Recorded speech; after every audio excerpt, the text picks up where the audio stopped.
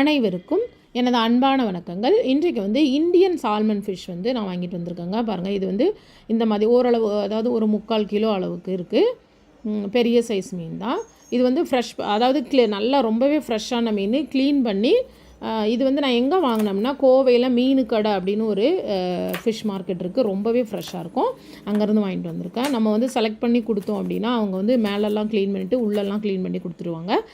Cut பண்ணுறது வந்து இப்போ எனக்கு வந்து வீட்டிலே கட் பண்ணுறது பிடிக்கும். அதனால் நான் வந்து இந்த மாதிரி வீட்டிலே நான் வாங்கிட்டு வந்து கட் பண்ணி யூஸ் பண்ணிக்கிடுவேன். இந்த நைஃப் வந்து நான் வந்து ஆன்லைனில் வாங்கியிருந்தேங்க. ரொம்பவே யூஸ்ஃபுல்லாக இருக்கும். இப்போ நான்வெஜ் உங்களுக்கு வந்து எந்த மாதிரி கட் பண்ணுறதுக்கு, இப்போ பெரிய பெரிய பீசஸ்லாம் நம்ம இஷ்டத்துக்கு கட் பண்ணணுன்னா நம்மளே நம்ம இந்த மாதிரி நைஃப் வச்சு நம்ம வீட்டில் கட் பண்ணிக்கலாம். அதோட தலைப்பகுதியும் வால் பகுதியும் நான் வந்து கிரேவிக்காக எடுத்து வச்சுட்டேன். இப்போ வந்து மிடில் உள்ள பீஸில் மட்டும் தேவையான அளவு உப்பு போட்டிருக்கேன். அப்புறம் தேவையான அளவு மஞ்சள் பொடி போட்டுக்கோங்க. அப்புறம் வத்தல் பொடினா ரெட் சில்லி பவுடர். இது வந்து காரமும் இருக்கும், கலரும் இருக்குங்க. அப்புறம் வந்து கொஞ்சமாக லெமன் ஜூஸ் ஆட் பண்ண போகிறோம். பாருங்கள், இந்த மாதிரி ஒரு 1/2 லெமன்லேருந்து லெமன் ஜூஸ் ஆட் பண்ணிக்கோங்க, எலுமிச்சை சாறு. அப்புறம் ஒரே ஒரு டீஸ்பூன் அளவுக்கு ஆயில் விட்டுக்கலாம். இந்த மாதிரி நீங்கள் ஆயில் இந்த ஃபிஷ்ஷில் விடும்போது இந்த ஃபிஷ் வந்து ஆயில், அதாவது நம்ம ஃபிஷ்ஷை வந்து ஃப்ரை பண்ணும்போது ஆயில் எதையும் குடிக்காது. ஓரளவு மசாலா போட்டு நல்லா மிக்ஸ் பண்ணி எடுத்துக்கோங்க. அதிகமாக மசாலா போடாதீங்க.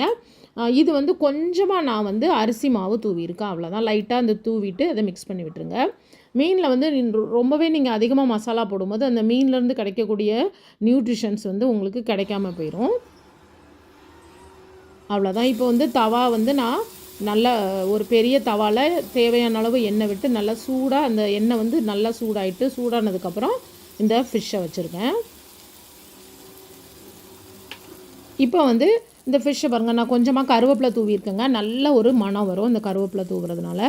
அந்த கருவேப்பிலையோட ஃப்ளேவர் அதில் இருக்கும். பாருங்கள், இந்த ஃபிஷ் வந்து ஒமேகா 3 அதிகமாக இருக்கிறதுனால நீங்கள் வந்து அதிகமாக இது வாங்கி சாப்பிடலாம். உடம்புக்கு நல்லது, இதயத்துக்கு ரொம்ப நல்லது.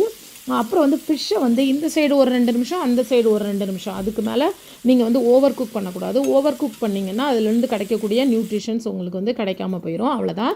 கரெக்டாக 2 நிமிஷம் திருப்பிட்டு, அதாவது ஃப்ரை பண்ணிவிட்டு எடுத்துட வேண்டியதான்.